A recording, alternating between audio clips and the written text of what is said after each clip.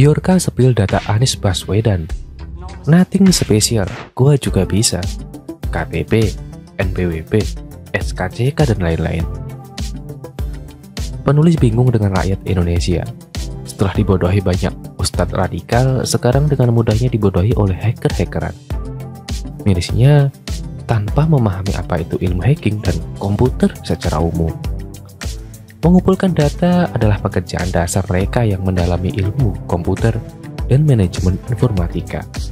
Mengumpulkan data bisa didapat melalui dari relasi, mencarinya di internet, menggunakan social engineering seperti mengobrol hingga web scraping.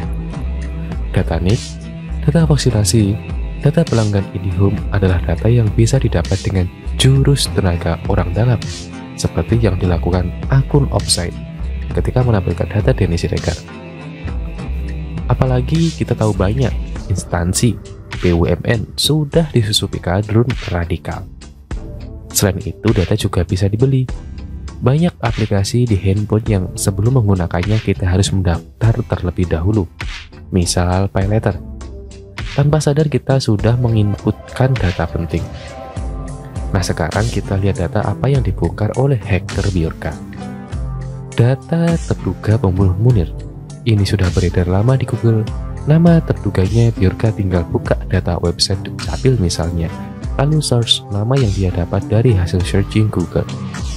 Data Denny Siregar makan uang pajak. Denny sudah lama dianggap buzzer RP yang dibiayai negara. Biorka tinggal buka database yang sama, lalu search nama Denny Siregar, maka tuduhan tersebut seakan benar karena dilakukan sambil menampilkan data Denny. Data Sambo adalah orang Tito Karnavian. Tito Karnavian adalah mantan Kapolri. Apa yang spesial kalau dia mengangkat Sambo dulu? Biorka tinggal buka database yang sama, lalu search nama Tito Karnavian. Dari contoh-contoh yang penulis berikan, Biorka bisa melakukannya hanya menggunakan satu database. Namun karena dilakukan sambil menampilkan data yang seolah-olah penting, maka tuduhan tersebut dianggap benar dan informasi rahasia oleh orang-orang bodoh. Padahal itu informasi biasa dan bukan hal yang baru. Lalu, bagaimana dengan data vaksinasi? Pelanggan IndiHome? Ya sama saja. Semua database tersebut bisa didapat melalui jurus tenaga orang dalam. Tidak ada yang spesial. Karena bocornya berbagai macam database tersebut sudah jadi rahasia umum sejak lama. Harus kita akui, keamanan data di Indonesia memang sangat-sangat tidak aman. Apalagi kita tahu banyak kadrun yang saat ini menduduki jabatan penting di instansi pemerintah, termasuk institusi kesehatan yang melakukan vaksinasi, kepolisian, bahkan TNI. Tapi, apakah kebocoran data tersebut didapatkan dengan teknik hacking tingkat tinggi? Tidak. Karena saking lemahnya keamanan data negara kita, maka cukup gunakan jurus tenaga orang dalam. Karena kebanyakan data pro pemerintah yang dibongkar, akhirnya banyak cebong kepanasan dan menantang Biorka membuka data Anies Baswedan.